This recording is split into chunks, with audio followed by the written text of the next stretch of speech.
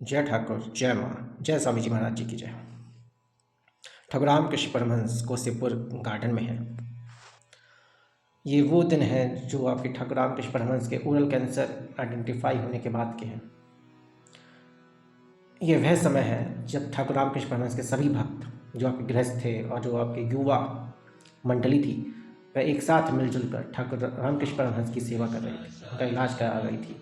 और उनके साथ 24 घंटे 24/7 युवा मंडली उनके साथ हमेशा रहती थी। तो अपने अंतिम दिनों में ठाकुर रामकृष्ण परमहंस जी जब बोल भी नहीं पा रहे थे, तो उन्होंने एक कागज़ पर लिख के दिया कि मेरे जाने के बाद, मेरे समाधि लेने के बाद, ये जो नरेंद्र है, यह इस युवा संन्यास मंडली का लीडर बनेगा और साथ ही साथ डिवाइन मदर माँ काली का यह कार्य करेगा। यह मेरे विचारों को जन जन में फैलाएगा, पूरे जग में इसका नाम होगा, यह मेरे विचारों का प्रतिपादन करेगा, साथ ही धर्म और अध्यात्म की एक नई शाखा को खोलेगा। लेकिन इसी वक्त जो नरेंद्र थे, उनको ठाकुर जी ने निर्विकल्प समाधि की अवस्था में पहुंचाया था। स्वामी जी पूरी तरह पैरनल ब्लिस, आत्मानंद, पूर्ण आनंद की स्थिति में थे और वह इस बात को समझने के तैयार नहीं थे।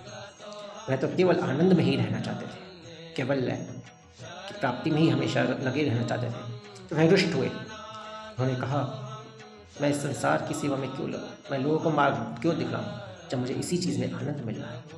परमानंद की अवस्था में वह थे, और जो व्यक्ति परमानंद की अवस्था में पहुंच जाता है, केवल्य को प्राप्त कर लेता है, तो वह उस अवस्था से नीचे उतरना भी नहीं चाहता। क्यों वह संसार के बीच, लोगों के बीच जाएगा? क्यों वह धर्म और अध्यात्म का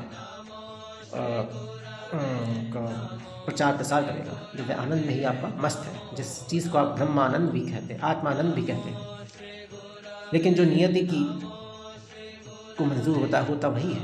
आगे चलकर स्वामी जी को पूरे हिंदुस्तान में परिवारजक की तरह घूमना पड़ा। उन्हें फिर USA भी जाना पड़ा, पूरी दुनिया का उन्होंने भ्रमण किया, यूरोप का भ्रमण किया, फिर इंडिया वापस आए। फिर इंडिया का फिर से उन्होंने पूरा का पूरा भ्रमण किया। फिर 2 बार उनकी विदेश यात्रा भी हुई। तो स्वामी जी बाद में कहा करते थे कि ऐसा लगता है कि मेरे पैर में पहिए लगे हैं, मैं इधर से उधर घूमता रहता हूँ, कभी इधर जाता हूँ, कभी उधर जाता हूँ। माँ काली मुझे बिल्कुल भी आराम नहीं करने देती। तो समझे, जो मैंने आनंद प्राप्त किया, जो ठाकुर जी ने मुझे अध्यात्म के उच्च शिखर पर पहुँचाया, उसके साथ ही साथ उन्होंने मुझसे मजदूरी भी कराई। तो सारांश यह है, कुल जमा यह है कि अध्यात्म में आनंद तो है, परमानंद भी है, आत्मानंद भी है, सभी कुछ है। उसके साथ साथ सामाजिक जिम्मेदारियाँ भी हैं। इसका मतलब ये नहीं है कि हम समाज से कट जाएं।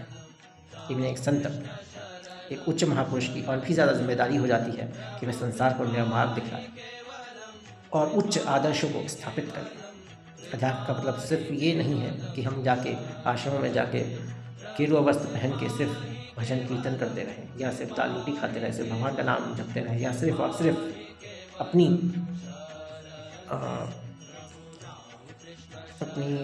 मोक्ष की प्राप्ति के लिए ही लगे रहें। हमें मोक्ष के मार्ग को दुनिया को भी दिखलाना है, उसे भी समझाना कि मोक्ष का मार्ग क्या है, आत्मा का मार्ग क्या है, आत्मानंद का मार्ग क्या है।